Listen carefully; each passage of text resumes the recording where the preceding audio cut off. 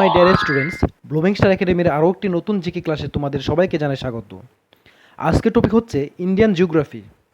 এই আজকের এই ক্লাসে টপ 30 কোশ্চেন নিয়ে আলোচনা করব এবং প্রত্যেকটা কোশ্চেনই খুবই গুরুত্বপূর্ণ। তাই ভিডিওটি কোনো রকম স্কিপ না করে সম্পূর্ণ ক্লাসে দেখতে থাকো। তো চলো শুরু করা যাক আজকের ক্লাস। তো আজকের ক্লাসের প্রথম কোশ্চেন হচ্ছে, ভারতের কোন প্রতিবেশী দেশের সঙ্গে সর্বাধিক সীমানা আছে? ভারতের কোন প্রতিবেশী দেশের সঙ্গে সর্বাধিক সীমানা আছে? উত্তর হলো বাংলাদেশ। বাংলাদেশের সাথে ভারতের সর্বাধিক সীমানা রয়েছে। কোশ্চেন নাম্বার 2, ভারতের ক্ষুদ্রতম জেলা কোনটি? ভারতের ক্ষুদ্রতম জেলা হলো, উত্তর হলো মাহে। এটি পদুচেরির অবস্থিত।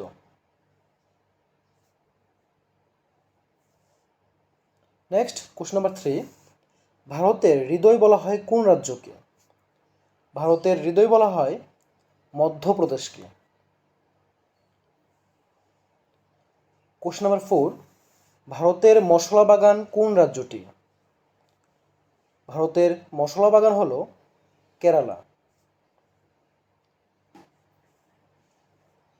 কোশ্চেন নাম্বার 5, ভারতের রাজধানী দিল্লিকে জাতীয় রাজধানী অঞ্চলের মর্যাদা দেওয়া হয় কবে? উত্তর হলো, ভারতের রাজধানী দিল্লিকে জাতীয় রাজধানী অঞ্চলের মর্যাদা দেওয়া হয়েছে 1993 খ্রিস্টাব্দে। কোশ্চেন নাম্বার 6, ভারতের কোন রাজ্যটি ভেঙে উত্তরাখণ্ড রাজ্যটি গঠিত হয়? উত্তর হলো উত্তরপ্রদেশ। এটা হয়েছিল 2000 সালে। কোশ্চেন নাম্বার 7, ডানকান প্যাসেজ কোথায় অবস্থিত? ডানকান প্যাসেজ অবস্থিত দক্ষিণ আন্দামান ও ক্ষুদ্র আন্দামান। নেক্সট কোশ্চেন নাম্বার 8, ভারতের পশ্চিম উপকূল কি নামে পরিচিত? ভারতের পশ্চিম উপকূল কোঙ্কন উপকূল নামে পরিচিত। নেক্সট কোশ্চেন নাম্বার 9, ভারতের প্রাচীন পর্বত কোনটি? উত্তর হলো, ভারতের প্রাচীন পর্বত হলো আরাবলী পর্বত। নেক্সট কোশ্চেন, চীন সাগরে সৃষ্টি হওয়া প্রবল ঘূর্ণিঝড়কে কি বলে? চীন সাগরে সৃষ্টি হওয়া প্রবল ঘূর্ণিঝড়কে বলা হয় টাইফুন।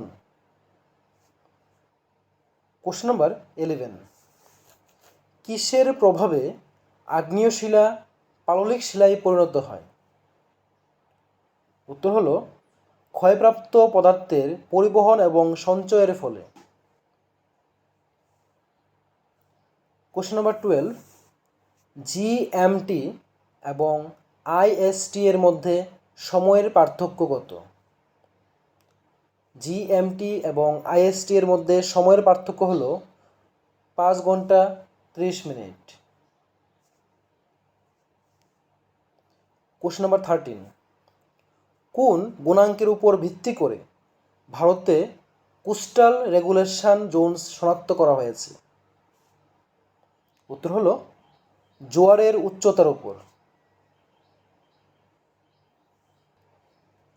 নেক্সট কোশ্চেন নাম্বার 14, ভারতের কোন রাজ্যে জনঘনত্ব সর্বাধিক? সঠিক উত্তর হলো, ভারতের বিহারে জনঘনত্ব সবথেকে বেশি। কোশ্চেন নাম্বার 15, ভাকরা নাঙ্গাল জলাধার ভারতের কোন নদীর উপর অবস্থিত? ভাকরা নাঙ্গাল জলাধার ভারতের শতদ্রু নদীর উপর অবস্থিত। নেক্সট কোশ্চেন নাম্বার 16, ভারতের কোন রাজ্যটি আগে এনইএফএ নামে পরিচিত ছিল? উত্তর হলো, অরুণাচল প্রদেশ। কোশ্চেন নাম্বার 17, কোন লৌহ ও ইস্পাত শিল্প কেন্দ্রকে ভারতের রুরো বলা হয়ে থাকে? উত্তর হলো, দুর্গাপুর। কোশ্চেন নাম্বার 18, সতীশ দাওয়ান মহাকাশ গবেষণা কেন্দ্র ভারতের কোন স্থানে অবস্থিত? উত্তর হলো সতীশ ধাওয়ান মহাকাশ গবেষণা কেন্দ্রটি ভারতের শ্রীহরিকোটাতে অবস্থিত। কোশ্চেন নাম্বার 19, ভারতের কোন রাজ্যটি প্রথম ভাষার ভিত্তিতে গঠিত হয়েছে? ভারতের অন্ধ্রপ্রদেশ রাজ্যটি প্রথম ভাষার ভিত্তিতে গঠিত হয়েছে। এটা হয়েছিল 1956-এ। কোশ্চেন নাম্বার 20, ভারতের অবস্থিত কোন অঞ্চলটি প্রাচীনতম শিলা দিয়ে গঠিত?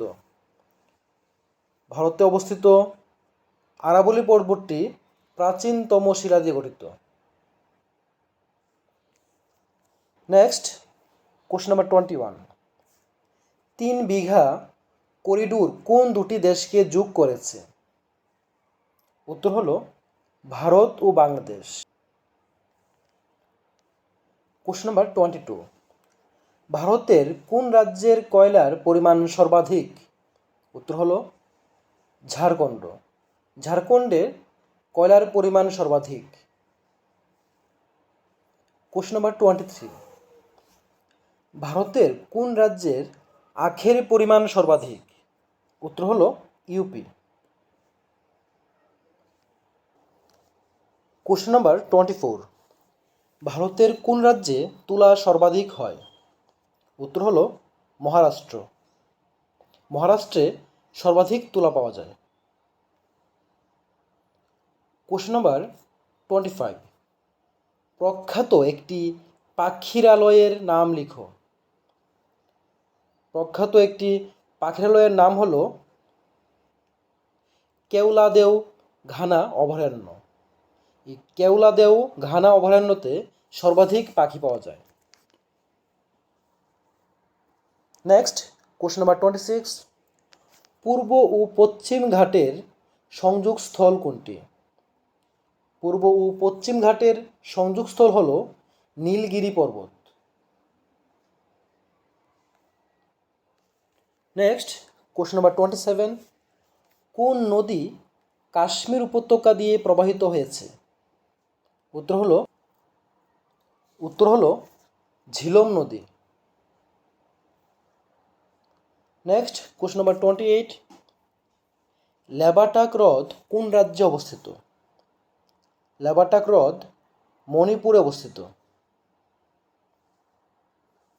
কোশ্চেন নাম্বার 29, ভারতের কয়লা প্রধানত কী ধরনের কয়লা? ভারতের কয়লা হলো বিটুমিনাস টাইপের কয়লা। কোশ্চেন নাম্বার 30, কোলেরু হ্রদ কোথায় অবস্থিত? কোলেরু হ্রদ গোদাবরী ও কৃষ্ণা নদীর মধ্যে অবস্থিত। এই হলো আজকে ক্লাসের টপ 30 কোশ্চেন। এরকম প্রতিদিন ক্লাস পাওয়ার জন্য আমার চ্যানেলটিকে সাবস্ক্রাইব করে রাখো। আর যারা নতুন রয়েছে তাদের উদ্দেশ্যে বলে রাখি, বিকেল 3টে জিকে ক্লাস এবং সন্ধ্যা 7টায় তোমরা ম্যাথ ক্লাস পাবে। তো আজকের ক্লাসটি এখানে শেষ করছি। দেখা হবে পরবর্তী ক্লাসে পরবর্তী টপিক নিয়ে। ততক্ষণ সবাই ভালো থেকো, সুস্থ থেকো।